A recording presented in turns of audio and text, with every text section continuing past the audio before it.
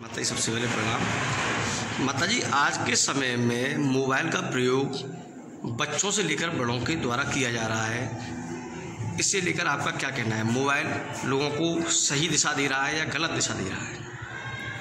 Mobile आजकल जानलेवा बीमारी हो गई है। आजकल जानलेवा बीमारी हो गई है। मोबाइल से इतने दुष्परिणाम हो रहे हैं। जब भी लोग मोबाइल खोलते हैं उसकी जो रेंज होती है वो हमारे बॉडी को घात पहुंचाती है, हमारी बॉडी को नुकसान पहुंचाती है। और आजकल के छोटे छोटे बच्चे मोबाइल देख करके भोजन करते हैं, टीवी देख करके भोजन करते हैं। छोटे बच्चे भी नहीं, बड़े बच्चे भी, बड़े लोग भी टीवी देख करके, मोबाइल देख करके भोजन करते हैं। ये इतना हानिकारक है बॉडी के लिए कि हद से ज़्यादा। जब भी हम भोजन करें मोबाइल को साइड रख दें। जब भी हम विश्राम करें हमारे बिस्तर पर, हमारे सिर के पास मोबाइल नहीं होना चाहिए। आपने कभी कभी देखा होगा कि जब भी हॉस्पिटल में लोग जाते हैं, MRI कराते हैं या CT स्कैन कराते हैं, तो वहाँ पर डॉक्टर साहब कह देते हैं कि इसको मोबाइल को बाहर रख दीजिए क्योंकि इसकी रेंज बहुत तेज़ी से फैल रही है। अब हमारे इस मोबाइल का दुरुपयोग ये भी है कि बहुत सारे बच्चे ना जाने इसमें क्या क्या खोल करके देखते रहते हैं। और सबसे बड़ा दुष्परिणाम ये भी है कि हमारे बच्चों की आंखों की रोशनी है जो वो कम होती चली आती है। इसलिए हमें मोबाइल का तो कम से कम, जितना हो सके उतना कम से कम उपयोग करना चाहिए। इसका दुरुपयोग नहीं करना चाहिए, इसका मिसयूज नहीं करना चाहिए। जितना बन सके हम इससे दूर रहें। बाकी अन्य चीज़ हैं, धार्मिक पुस्तकें हैं, धार्मिक भजन है, धार्मिक प्रवचन है, आदि हैं। अगर हम जब भी सुने तो हम धार्मिक विषय का उपयोग करें। इससे बहुत हमारी बॉडी को भी बेनिफिट होगा और समाज को भी बेनिफिट होगा।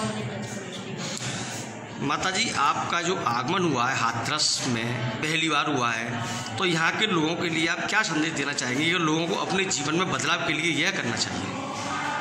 हाथरस में एक ऊर्जा देखी, हाथरस की एक भक्ति देखी, हाथरस वालों में, तो हम तो यही कहेंगे कि आज हर व्यक्ति दुखी है। कोई तन दुखी है, कोई मन दुखी है, कोई धन दुखी है। कोई तन दुखी, कोई मन दुखी, कोई धन दुखी दिखे।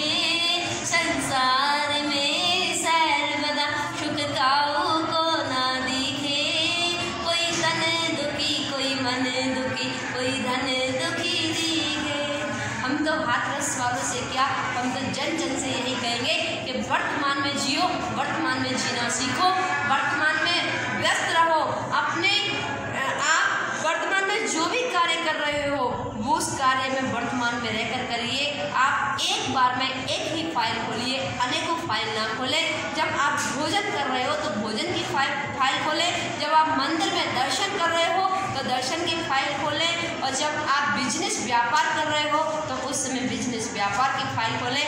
ऐसा ना हो कि भोजन करते करते अन्य जगह की फाइल खोल के रख देते हैं। दिमाग में बहुत सारी फाइलें खुली रहती है। मंदिर में हम भगवान के दर्शन करते हैं और भगवान को देखते देखे माइंड में अनेकों फाइलें खुल जाया करती हैं।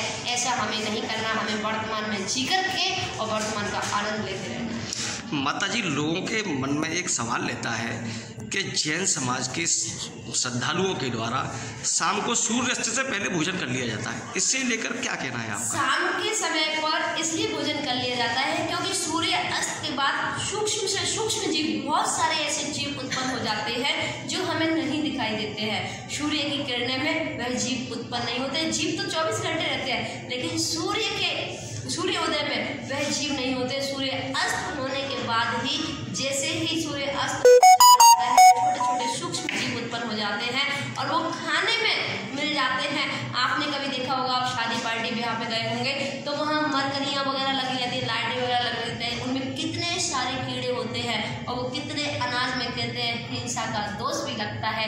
इसलिए हमें रात्रि भोजन नहीं करना चाहिए।